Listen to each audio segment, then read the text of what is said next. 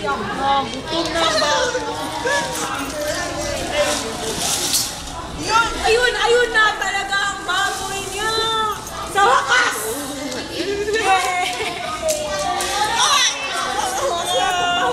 Nasa lado! Naku na! Hay! Sa matinding katangahan. Ay, nawala naman niya kaya ang baboy na kalabay. Ano naman niya?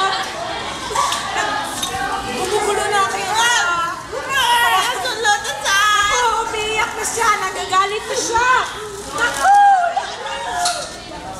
Naku, ayan na. Ala, nahanap na yung baboy. Ang rumi-rumi na. Paano na kalabanin yan? Ang gantindod.